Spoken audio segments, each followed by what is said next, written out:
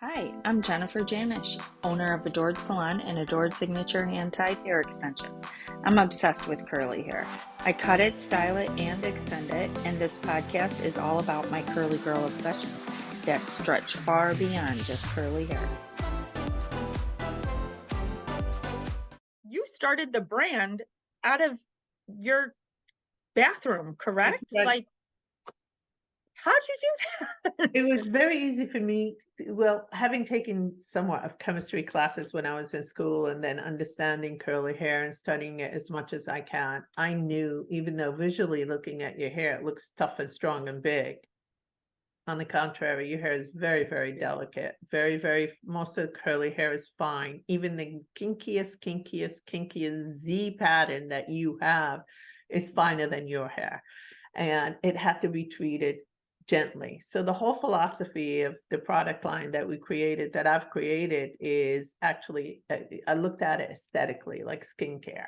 Instead of topically weighing it down and managing it, I wanted to build it from the inside out. And the very first product that I started was the deep treatment.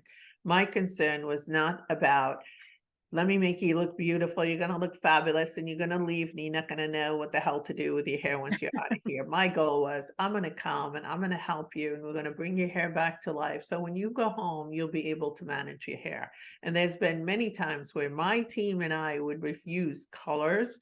We would refuse softeners. We would refuse any chemical treatments from highlights, anything, if we felt the hair is not up to par with condition, and our condition was priority. So for me, sometimes you come in and you say, my hair is wild, it needs to be cut, I can't manage it. And it really is because you lacked conditioning it enough so the hair can have its own curl pattern. So we would only condition your hair and send you home and have you do 2-3 treatments at home every 2 weeks and come back. And then we could give you a haircut that would last you 3 months. So in long term, you're saving a lot of money, but at the same time, your hair will always, and I use the word perform meaning fall into place for you, easy for you to manage. You don't have to worry about the madness. You could do whatever you want with it. Back to your question, how I created the curly hairline, it was all because I knew that I couldn't use waxes, oil, silicones. I knew that it wasn't from the outside in, it was from the inside out. I knew exactly what I needed to put in it, and I had a model that was with me all the time testing. I mean, the shit my hair went through at the beginning was incredible. But I was able to understand it and make it happen. And when you use Ouidad products, you're not waxy, you're not greasy, you're nothing. And you can put as much as you want on it to perform. And the longevity of it will last you 2, 3, 4 days, and you would look even better and better. And the products came out not for retail. The products came out for use, and they were created by our clients. So for an example, I remember when the very first product was, of course, the salon opened with my deep treatment because I used to make my deep treatment for the shoots, for Broadway, for Fashion Week, for everything. We treated the hair. So the salon, every client would get a deep treatment. And then I needed a styling lotion. And the very first styling lotion that came out, believe it or not, was Tress Effects, which is That not used to be my climate favorite. control. And then I Yeah. realized I need the humidity. I needed to manage with the humidity. And that's when climate control came out after Tress Effects. But I knew I needed a styling gel. Tress Effects, the way it works, it's like a memory interlock. A hairnet closes a cuticle layer and it just allows the curl to perform. But then I needed something like a Pac-Man treatment where it's going to absorb the moisture without frizzing. And that's where climate control came in.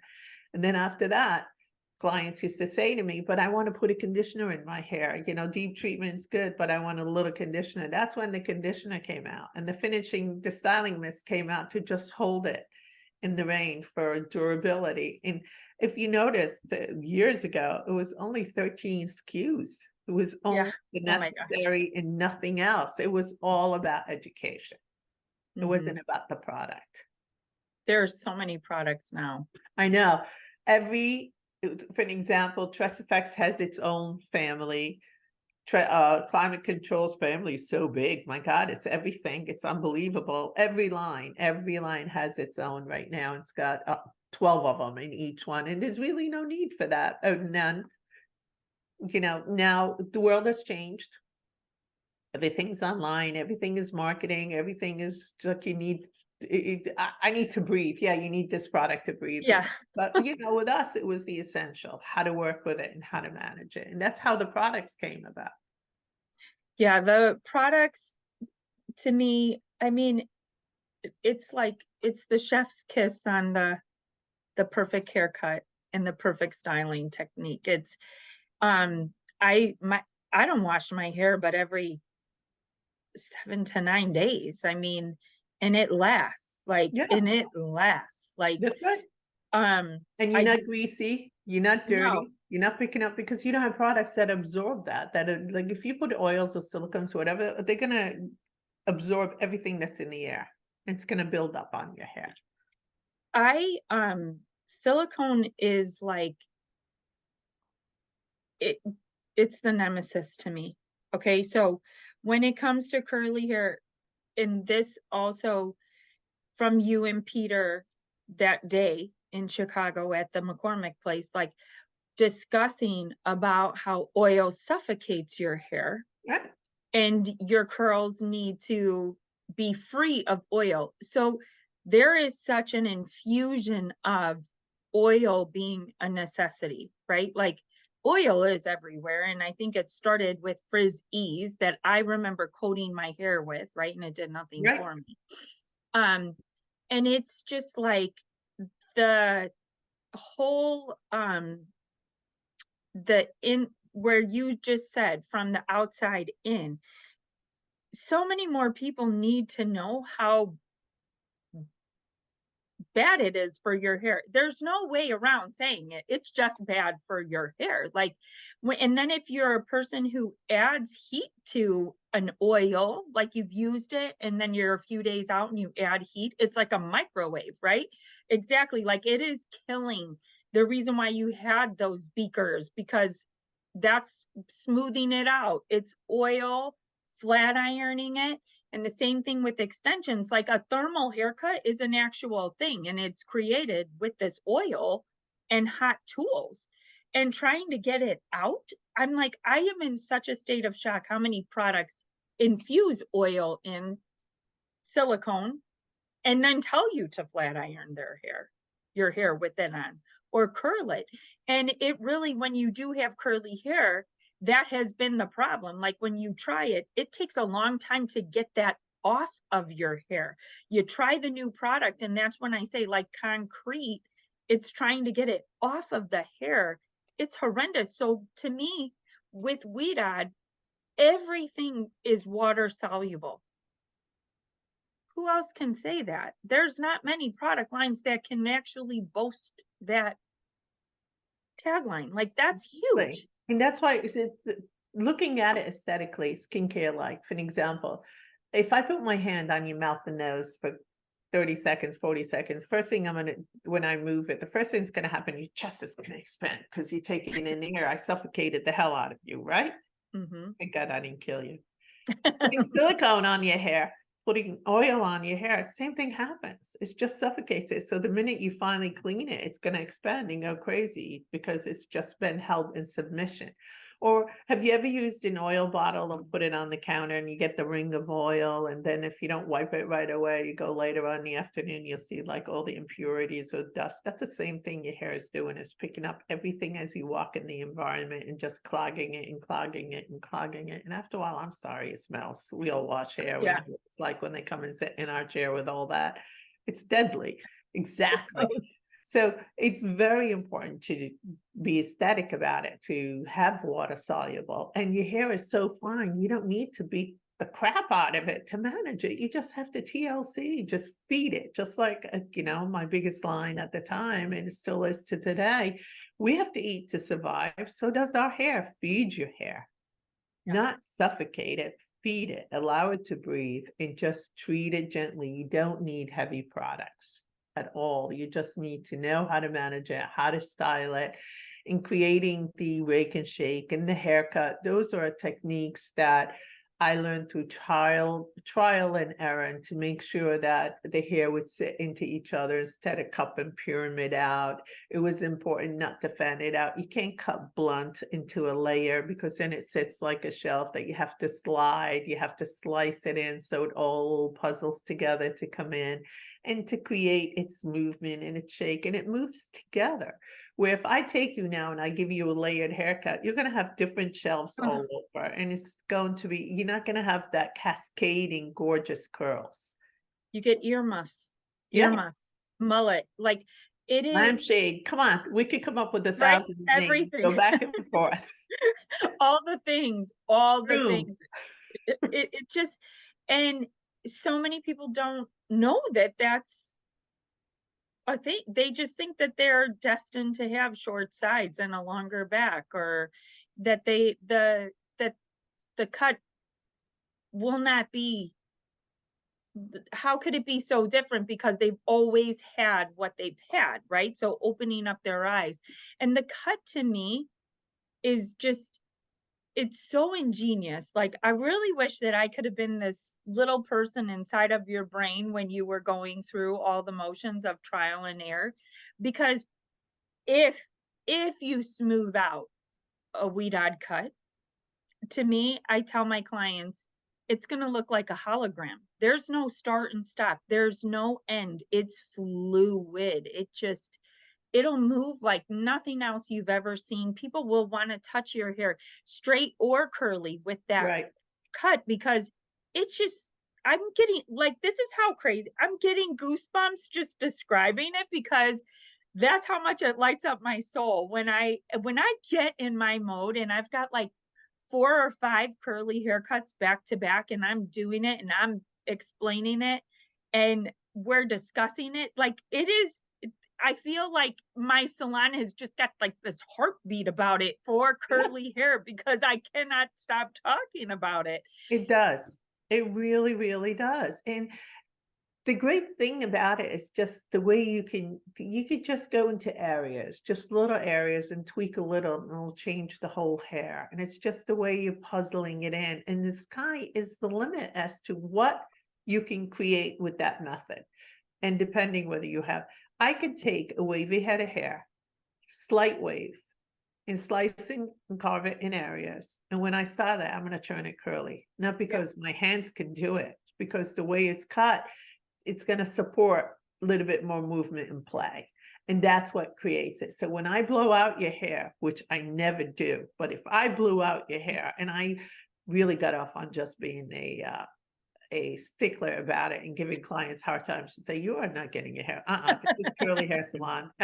You're not doing it. And they would go crazy with me. And, the crazier they'd go, the more I'd love it. It's like, no way. Yeah. But Sorry. even like you said, if you blow it, the movement in it, you can't see it, but yet you could see the movement. I Yes. can see where it's cut, but I could see the different layers, and it's amazing. And It, when I was creating it, there was a lot of trial and error and a lot of mess up and, excuse me, fuck ups, and oh my God, it's like, whoa. But I knew that it's like the curvature. I had to work with the curvature. So how do I get into the curvature? I can't just go nip it because it's going to fall. So I had to have that. I had to have the first layer set into the second layer back up. It had to back up each other, which created the slice yeah. and the carve. Because when you just go and do it, if you cut straight, you're creating a layer into the C. So you have to slice it. And Mhm. that's when I learned, because it's going to bend and it's going to go back. So I have to go with the bend to allow the other bend to support it. And that took time, but once it happened, it was bingo. It was amazing. It was just unbelievable. And there was this gentleman that I was training. A lot of my team would have stylists come in for classes, and they'd be training them, and they'd be 20, 30 years older than the stylists that were doing the training, and they would give him a hard time. And one guy in particular, who must have been about 35 years older than Anna, and he had a client with a really kinky nape, and curly head of hair can have a lot of different curl patterns in it. This particular person had really the kinkiest nape area, and everything else was pretty curls. And he got to the bottom, he looked at her and he said, I don't know what to do with this. How do you do this? And she said, one nip, we'll get it. And he goes, you're out of your mind. She said, one nip, we'll get it. You need to carve it. Where do I carve? Look at it and study it. Where do you carve? It's all curly and frizzy. I don't know where to look at. He said, look at the curl pattern. She said, look at the curl pattern. Stand with me. Pull it out. Look at the curl pattern. I see it. Where's like the real tough one that's saying, hey, I'm going to grab this whole back and I'm going to bring it right to the nape area. He goes, there. She said, take your shear and carve it. What do you mean carve it? Gouge it. What do you mean gouge it? Put a hole in it. How do you put a hole in it? Carve it. And so she held his hand, Nino is his name, and she carved it. And the curls went, and they hung. He freaked. He absolutely freaked. He goes, that whole thing went like that with one hole? She goes, shh, don't say a hole, we'll all be dead. You just carved it. You just positioned it. And when it came to the end, he didn't even care whether he passed or he failed. And I feel bad about being strict about that, but it was so important to me because so many people were being so messed up out there with stylists that believe they can do curly hair. I really wanted to make sure when you left Ouidad, you were certified. Whether you're crazy certified or whatever, you were crazy curly certified. And he wouldn't even hear it. He didn't care. He just wanted to keep telling everybody how that nape area softened with one carve. That's all he wanted. He said, if I don't fail, if I fail, I don't give a damn. I just know how to do that thing. That's all I want. I figured that part out. That is, I have tried to capture that in not the carving and slicing to say, but one, like you do one half and it sinks in ringlets and the other half is not, and it's sticking out. And I'm like, no matter, I just, it's so hard to really do it justice, right? I got to find the right lighting. I got to figure it out because when it happens, usually you see, you're going to see it more on tighter curl, right? Tighter, kinkier curl. And when that just sinks and ringlets, you're like, oh. Yeah. Like you created a miracle right there. I get chills and I created it and I've been doing it it's amazing. And you just see it go right in. Unbelievable. I'll never forget him. She said he literally jumped. He's like, what? He didn't believe it. And Anna was just there and she was smiling and she said, if I give you another head of hair, goes, I'm ready. I'm ready. Give it to me. He could handle it. Yeah. He could handle it. It is designed with great deal of thought, understanding curly hair. And like I said, each curly hair has 2 to 3 to 4 different patterns. So you can't just be on automatic carving, slicing. You need to see, not only do I carve and slice in this area, at which wave pattern do I go to get the most effect to support the one I did above? And it's very important to do that. That's why sectioning, I'm for it and I'm against it. I'm against it and more than I am for it because I'm free and curly hair is free and you need to let it be free. So when you cut, I'd like to see it free, then I'll know where to go to do it. And that's how you see it. Yeah. And I think too, like cutting it wet is people have left the salon, to your point about the blowout, because they wanted a dry haircut. And I'm like, I don't cut it dry.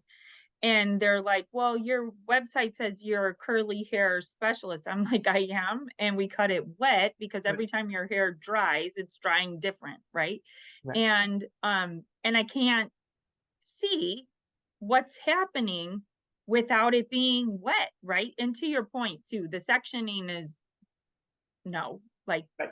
that it maybe if you are someone, I guess the only time that I would say that I do section is if someone has that Z pattern kinky curly hair, you would need and to I section it so that I can keep that section wet, right? But the working section, obviously I'm working through it and I'll section it in quarters, right, so that it doesn't get retangled.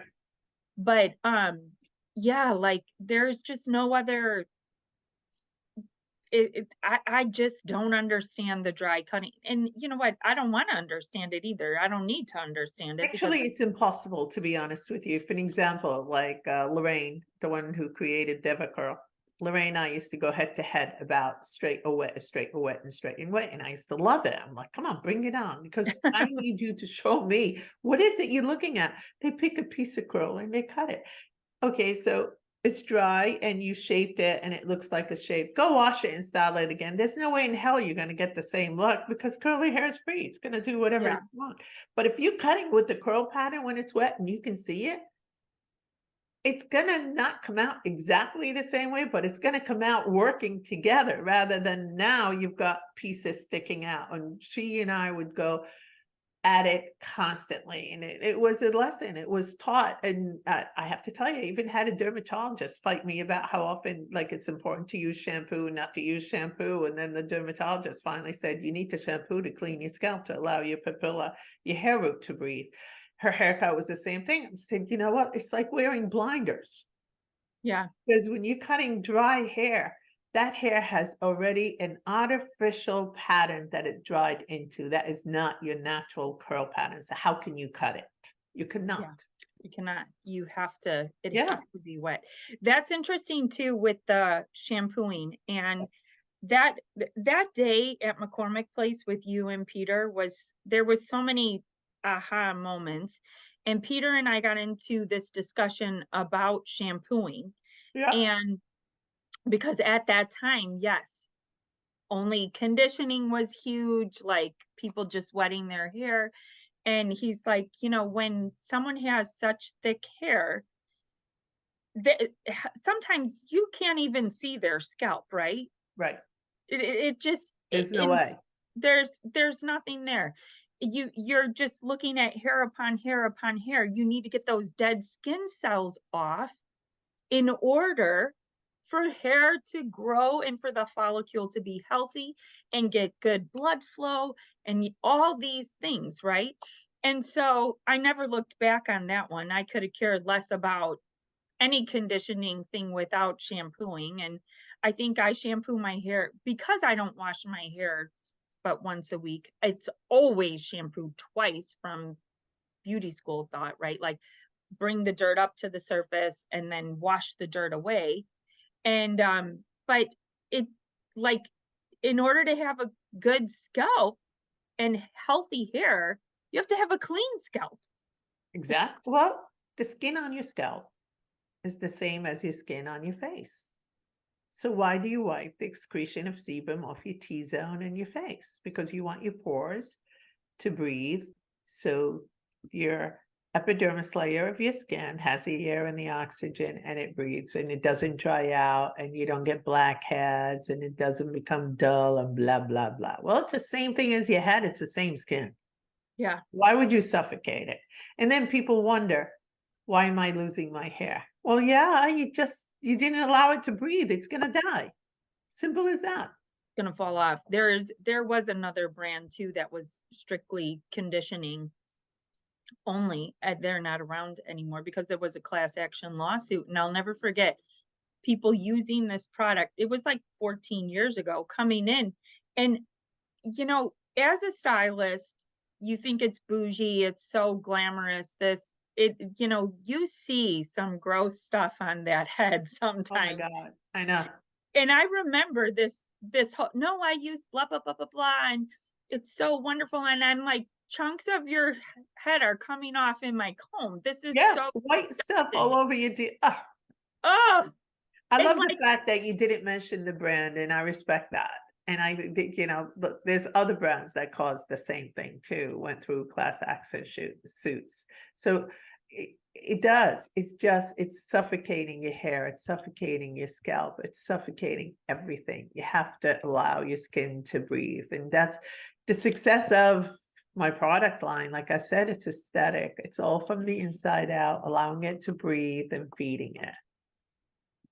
you know, yeah, it one hand washes the other in that sense too. It's like you can't have you have these great curls, but you got to have everything lining up in order to get them right. When I was a Exactly. teenager, my hair was disgusting, and I'm sure that my scalp was too, and everything that I was doing it.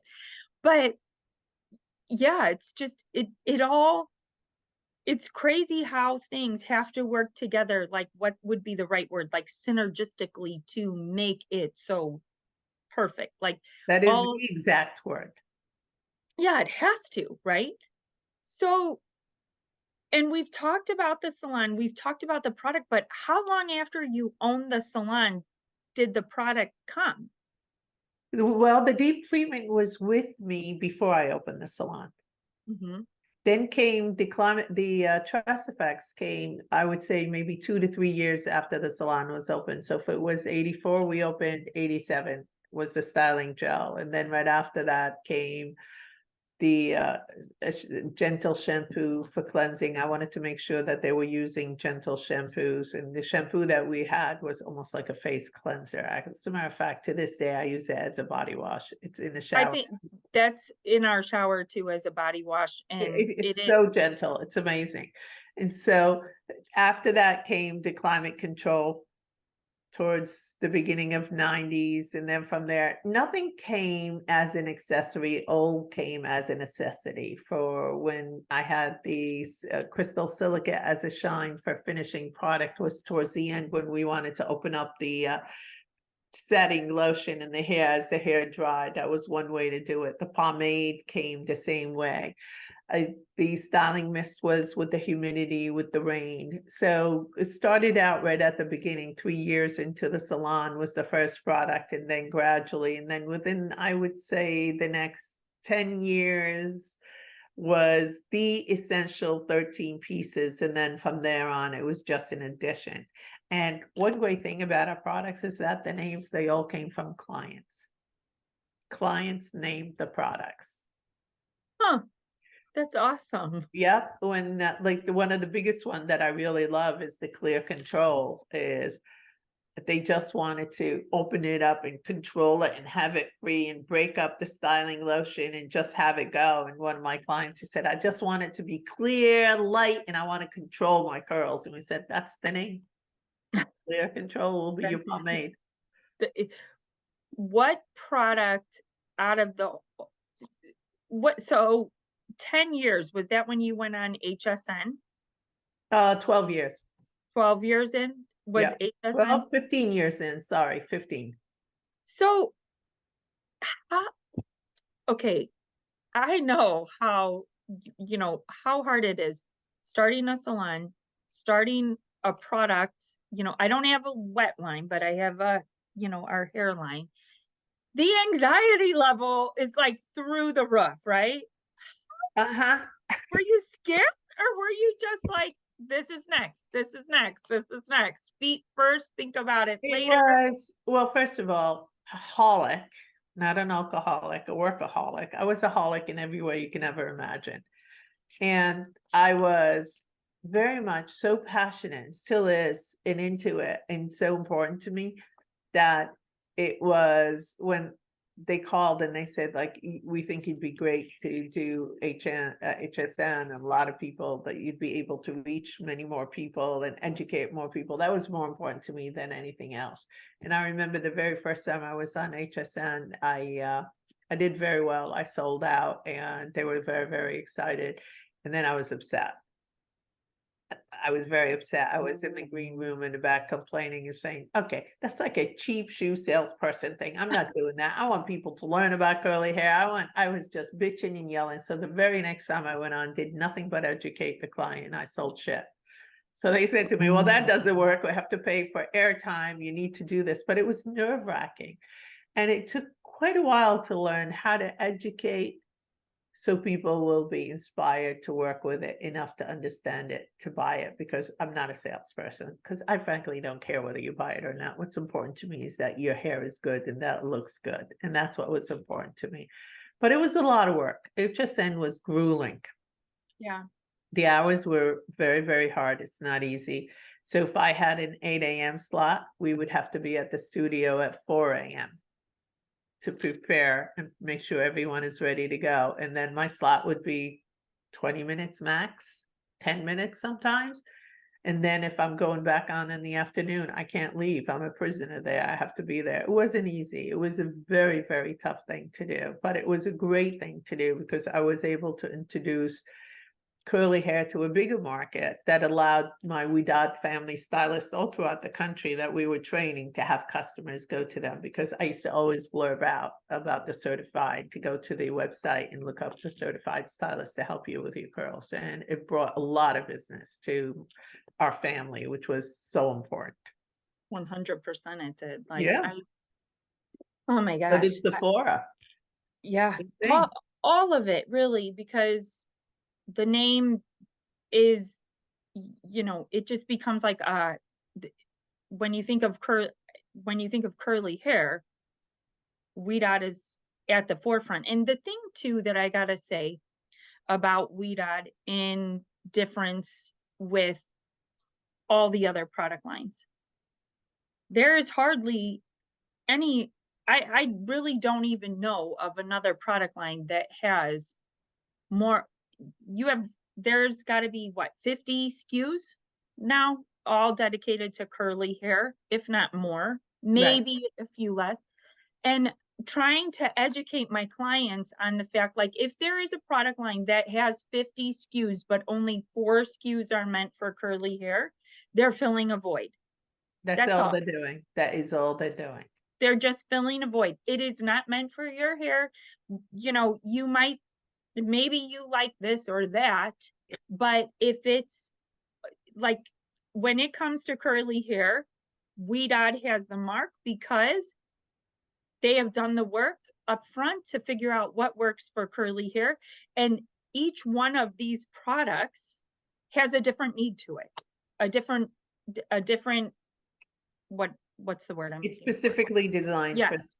specific curl pattern that would help work with your hair. So it's not just what we would call a lip service. This is an actual physical service that it does provide its service.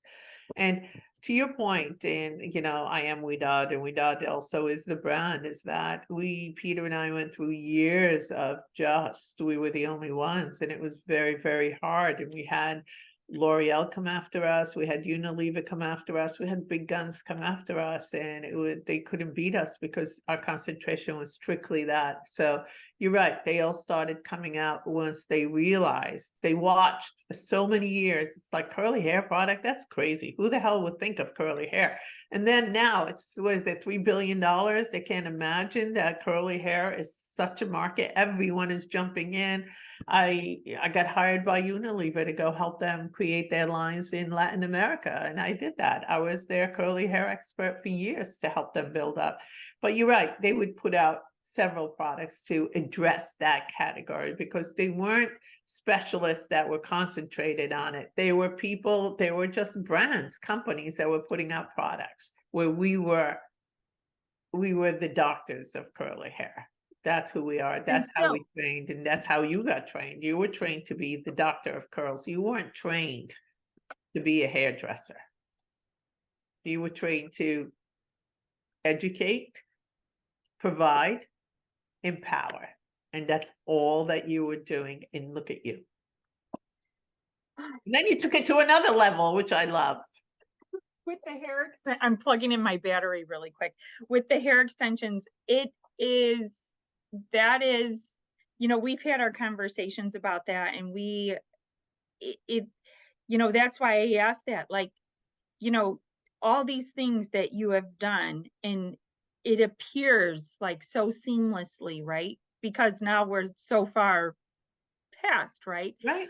But the struggle, like, I feel like today's society really, and in our industry, all of a sudden, this hustle culture is so looked down upon.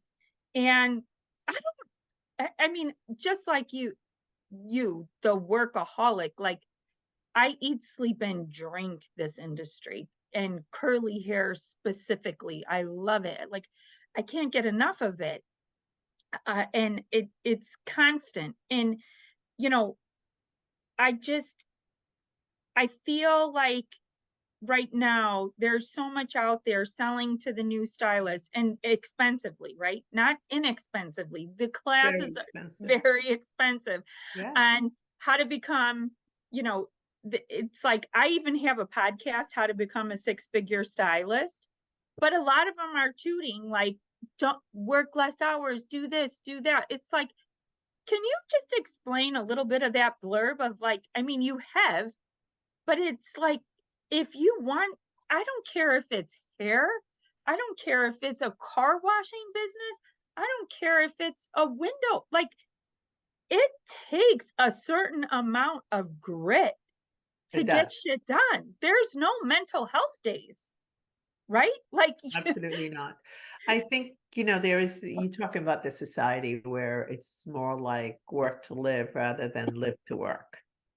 yeah, And I actually hear that from my daughter. I hear that from a lot of the young stylists with these comments. A lot of young people who right now I do, if you can ask me what you're doing now, what I do right now is a lot of consulting and mentoring and helping women expand their businesses and empower them. And as you know, I'm here for you anytime you need me. And a lot of these stylists, there's a lot of you out there that reach out, and I love that and giving forward. But I do hear that they don't want to live to work. They want to work.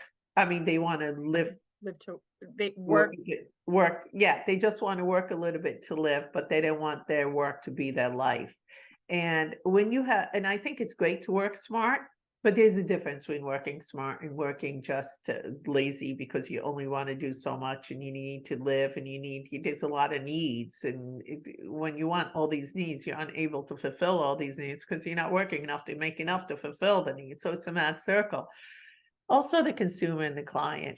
I walk into places today and even if I shop local, everything I do is local. So if I know somebody that really like a good butcher, I will go to the butcher. I will not go to a supermarket. And if he's having a bad day, I allow it once in a while, but if he always has a bad day, I'll poke him because I want to go there and I want that yeah, service. And I understand how hard it is for him to run his business, but it's like you do have up and bad days and good days, but it's important to be able to, me as a customer, as a buyer or whatever, the client, I want to be comfortable that I'm in your seat. So I do pick up your passion. I do pick up what you provide to me. And that's where I want to come back to you. That's why I poke the guy, because I do want to go back to him. But if he's just cranky all the time, there's other people I can find. So I think that to become a six-figure client, that your clients have to have the faith, the trust, and the love of their time with you. The faith of you being able to provide what they're there for. The trust to be able to get consistent work all the time. And the love is to enjoy the relationship and be content and happy as they walk out. And that creates the whole. But when you're just there, you're just gonna, you're in it for the money and you just want to move. yeah. People sense that. They don't want that. And you don't get more. I heard a couple of your pods and you work, you don't stop working. No. But is it work or do you really enjoy what you're doing? It's definitely like a passion because I couldn't, I mean, I have 4 children at home. I have a husband Yeah, and yeah, you have a full load. yeah, it's Yes, and I'm still, I'm the person in charge of the emails for school. I'm the person, I'm my mom and I'm very fortunate. My mom runs the back end of my extension company. yes, that's like Peter and I. You need Yeah, that. You can't do it all. together. So she helps me a lot too. Of And course. there's a lot, and my husband is very involved in our family too, but he also is a workaholic as well. But I it's not work to me to be sitting on the couch next to him. He'll be watching football. I could care less about sports. So Right. that's when I'm doing like my posts for social media or something. Or I'm, writing out like what the next class series is going to look like or what, I think my husband also knows that's what lights me up, and Right, he'll you get the enjoy better. it. It's Yeah, what you love doing. if I do what fills me up, he's gonna get the better part of me after the fact type of Right. a thing. And, so, uh, and my client said to me the other day too, I work out in the morning with a trainer, and so she had kinda given me an inkling in as to she was starting to ask about supplements and stuff, and she's like, "Gosh, there is there anything in your life that you do that's half-assed?" And I'm like, "Well, why would I do it? Exactly. Why would Exactly. I do it?" So, that's how I operate, and I guess that's what gets me through when I feel like I'm about to lose it from anxiety, right? Like, I'm like, "Okay, in 90 seconds, 60 seconds, it's just gonna be different, right? I'll get through it." But I do tend to jump feet first and think about things later, because if I thought about it too much, I probably just wouldn't do it. Exactly. And plus the way you think and the way you operate in the action of it as you're doing it, your solutions will come to you, or better ideas or different ways of doing it. And like you said, it isn't work. It's just part of who you are. I Yeah. mean, I I worked with 13 hours a day, 14 hours a day, sometimes 18 hours a day, but when I went to work, it wasn't working. I couldn't wait to get into that place every day just to give my team hell, to meet all the clients, to have different every half hour to 40 minutes or an hour and a half, depending on the time. It was like visiting a friend. Yeah. It was so, and I got paid well Right. doing that. Really well It, to do it. I know. It's how lucky are we that Yeah. we could do that? So like you always hear, do what you love. I think it's important to do what you love, Mhm. but it's important to do what you're passionate about, because when you work with passion, you're not working. Yeah. 100%. That's but the analogy that I said, like, when I'm got, like, all curly haircuts in a day or a curly install, like, it's like the heartbeat of the salon. Like, the girls in here will say, like, "Gosh, it just feels so good in here right now," and you can feel it, and the clients can feel it too. I just yeah, I think I, like, envision myself being 90, still cutting hair, putting in hair extensions, because I think I told you too, when I stopped working nights, I had to do 2 years of therapy before I could get there to stop myself from doing that. And I that's where my roadblocks come, I think, is like, it's not hard for me to do. It's hard for me to take a step back. It's very hard. I want to share this with you, and this isn't a plug, but my book, you were kind enough to have it in your salon, and It's still here. It's it's a here. little bit about my autobiography as well as the business and how it started, Micro World. And one of the editors that, there you go. It's Thank right you. here.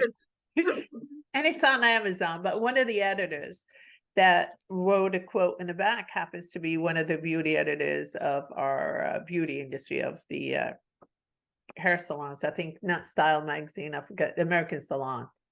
And she had interviewed me when I was 20 years into my business, and I was behind the chair for 41 years.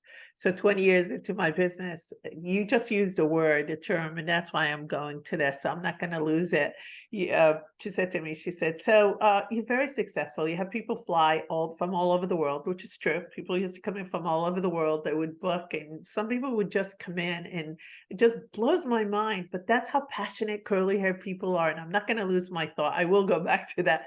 But they get a jet and fly to New York to get a haircut and fly back the same day. And we're talking about Brazil. We're talking about different countries. And it's just like, that's how desperate they are to get the right haircut.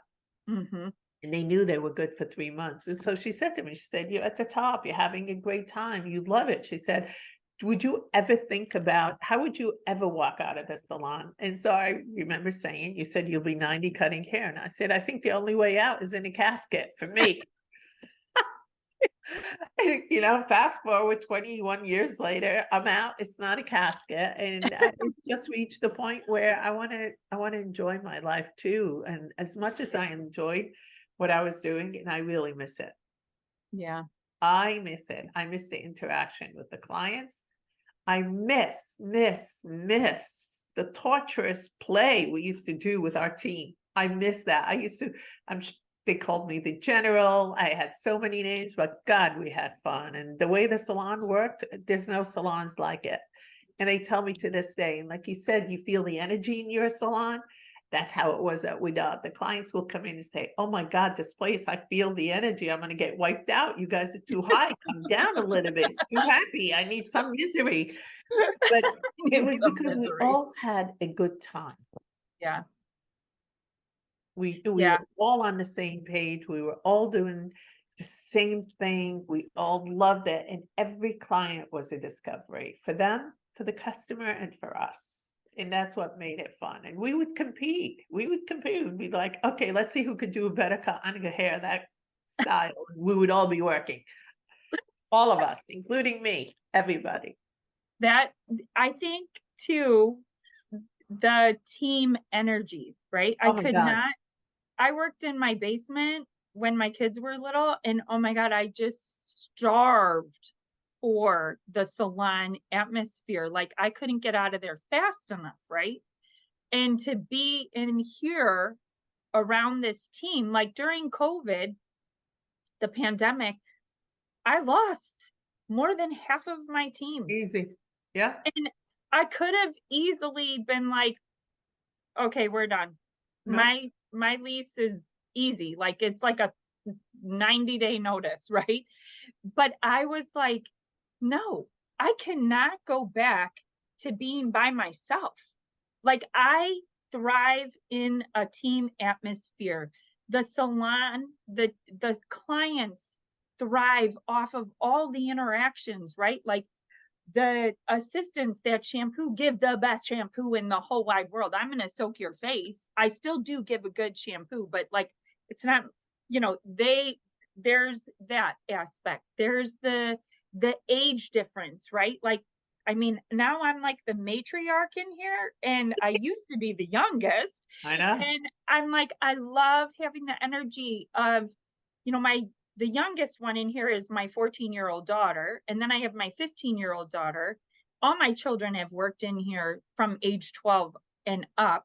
And then there's the stylists that are in their 20s bringing something different. And then there's the one in 30s with new babies. And then there's the matriarchs that are older, but helping the 20-year, you know, so the interactions of a salon, it's like, it could never be like, don't get too close to your team because it's impossible in here. It is. It really is. It is the tightest knit family. And same, like after the pandemic, I did what you did. Like I was like, I am going to the beauty school and I want their top dog, right? That's because it. I want to train everything I know, and I'm going to experience this world of mentoring and take out from that, because that's a whole different, like a whole different way of thinking again on how to teach what you know, right?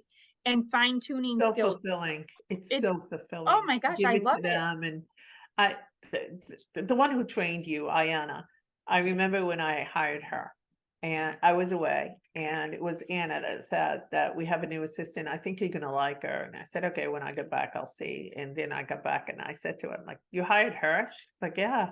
I said, I don't know if she can handle it. She's like so skinny, could barely work. And she's an islander, you know, Guyana. Everything's like, okay. And I said, I don't know. You know, the energy here might be a little bit too much. She goes, nope, you watch. And she's going to be training with me for a couple of weeks. And then you check her out and see what you do. Fast forward, Ayana was, oh my God, I used to make her cry all the time because I was hard on her. I was not She letting almost made me cry, I'll tell you. we made everyone cry, but the only reason you cried is because you cared. Otherwise, you didn't give a damn. You would have had an attitude. So if you cried, you were an ace. And so we were all over there, and I remember, and Ayanna was in my office one day, and she said, "You can make me cry all you want, but I'm going to get you back." And she challenged me. I said, "Good, I'm glad to see that." She was one of my top educators. She was tough. And yes, did she tap you with the comb? That was me. I used to smack them with the comb. If I taught them how to do it several times and they wouldn't, it wasn't really hitting them. Like Yeah. I didn't go to a nun school. I went to a brother school. They were brutal. It wasn't like in nun, it was tapping to let you know, no, don't do that. Go back. It's a reminder. But if Mhm. you're not used to it, it's startling. It's like, oh, good Lord. Okay, what are you touching me for? And I used to tap her, and I used to tap her, and I used to tap her. And she became incredibly good. And every time she trained, everybody would say to me, they would like, she's so goddamn miserable. But when it came to the end of the class, they would say how fabulous and how much they learned, because she was not going to let you fail, because if you failed, she failed. She failed. And that was so that's why if somebody really failed, my educator would be a nervous wreck, because they know I'm going to look at them and say, why did she fail or he failed? And then when they tell me, and then there's only so much you could do, I understand. But they were there to make sure. And when you take people from school and you bring them up, you're offering them something that is so valuable, and they're very, very grateful. They hate you at the beginning, but in the long run, they do understand. And then you help them with their career, and then they can go on and do whatever they want. And that's all that matters. Yeah, that's opening the salon the first time was, well, it didn't actually it did reopen twice if we consider how long we were shut down, I guess, right? And Yeah, for COVID, it's ridiculous. yeah, and like that time forced my hand to actually build it, right? Like you're going to build this now. Yes, you have your base, but you're going to build this from the ground up with these other, you're going to find them, you're going to train them, and you're going to help them. Right. And I never thought that that would happen, but that's how life is. And it's been great. So enough about me. Now what's this next chapter in life? My next chapter is exactly what I mentioned earlier. It's all about giving forward. All about giving forward. I am doing a couple of podcasts, yours and several others. I am helping several business women, graduate students from NYU with their businesses. I'm helping a lot of stylists that went out on their own. I'm mentoring them and helping them, and Curls for Cure, of course, is very, very important to me. And that's what I'm doing. And I'm working on a series that hopefully, knock on wood, I don't want to talk about it yet and see how that goes. But there's a lot on the plate. I can't sit Right. still. You're But it's you're all more giving busy. forward. It's You're all about more, giving forward. That's all I'm doing. it sounds like you're more busy, right? In different, like before the focus could have just been the salon and the product, and now you're in all these different directions. And really, now I'm bringing up myself again, but I do feel that this is an important thing to end this with also and finish up is it was like probably 5 years ago we were on the phone. And so you came in 2019 to the salon. So that was 4 years ago. We had started having conversations 2 years prior to have you come, right? Yes. And you're like, you could ask me in the future, in the future. I kept asking. And the one day when you did I'm like, because I'm relentless. Once I get Yes, something you in my are. mind, But that's what makes you successful. I was talking with you on the phone and we were discussing different things. I don't even remember. And you said, Jennifer, you have to find your own thing, your own thing. And I was like, what on earth is, my own thing is like, yeah, I got the salon, I got this, I got that. And not until like I was talking to you again right, you said to me when I approached you about the podcast, which was literally 5 seconds after you commented on my Facebook post about the podcast. Yes. You said to me, "Where do you want this to go? Where do you want this podcast to go?" And I was like, that's a really good question. Where do I want this to go? So then I'm starting to text you back because I'm like, gosh, I should know this. And as I'm texting you, it's coming to me, right? Like, I want this podcast to be about women who, no offense to men can also gain from this too, but it was the fact that I wanted the podcast because so many women sit in our chairs with all different kinds of education background, right? Right. But so many, I'll think it's going to be a haircut and it's actually a business consultation, right? They want to know how I did X, Y, or Z. And so it's really going to shift into that direction of women who've started things, grown things, women who want to grow things, just don't know how to do all this. Right. But in that text back and forth was the realization that I did create my own product, which was the curly hair extensions. Absolutely. And I was like, I feel like you were that starting seed, right? Like you were like, Jennifer, plant your own thing, create your own thing. So I definitely have to give thanks to that because you said to me, the words you said to me, if you remember this, you're like, it's easier than you think. And I remember thinking it's like the pinprick in this massive haystack to find what I want. And I do remember going back in the hard times in the beginning of trying to do this and hearing your words, like, it's easier than you think. It's easier than you think. And it's like just putting your foot to the pedal and the pedal to the metal and going forward to figure it out. So you like, It came to you, but you were going in that direction. You were hungry. Yeah, I guess so. You were ready. I was ready. This podcast is going to have to be a 2-part. We have talked for so This was fun. it was. I'm so grateful. I'm so grateful for your time. I'm so grateful I for feel the same way to watch you, to see you grow, and it's just so fulfilling to see part of my family growing and getting bigger. And like I said, I'm here for you whenever you want it. And same thing with my team, we're all the same. And that's what makes it fun. And now I can't wait to see all these extensions.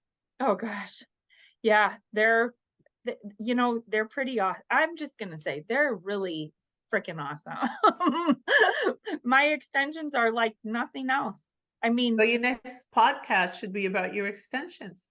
yeah, I have to talk more about them. My mom tells me that all the time. Talk more about that hair. Talk more about that hair. She's absolutely right. And there's a lot of ways to talk about that hair. There's a lot of people that need that hair. There's a lot of people that like to play with that hair. So you've got lots of it, and you should dedicate different sections. But we won't do a mentor class here. We'll just say this was fabulous. Yes, I enjoyed talking with you so much today. Again, I'm so grateful for your time, Thank you. your talent, your gifts that you've given to all of us. I feel the same. I feel the same. When I see that growth, it just makes me smile. You keep going, girl. I love it. Thank you. We're going to come back in a year or so, and we're going to go. We're talking about extensions. Right? Yes. Right? How they're taking over. There you go. Till then, enjoy. Thank you, Ouidad. Thank you. And thank you to everybody Jennifer. who listened. Thank you Thank for you everybody having me. Thank you for coming. We're so grateful. So on that note, till next time, beautiful. Same here. Bye-bye. Bye-bye.